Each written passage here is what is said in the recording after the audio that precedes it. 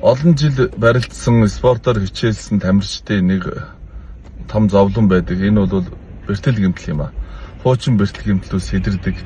Одоо барилдгаа уйлсан бараг бүх бүхчүүд хагалгаанд ордог, шүрмсөө залгуулдаг. Миний хувьд би энэ өвдгөнийхээ жагтан холбоосыг холбуулж шүрмсөө залгуулсан. Мэс асалд орлоо. Жил бол өвдөд болдоггүй, сайн идэгсэнгүй. Өвддөг байсан чинь нэмээд доголдог боллоо. Тэгээд би бас олон эмчилгээ хайлаа, олон эм хайлаа явсаар байгаад би GL point joint гэдэг энэ эмийг олж авлаа.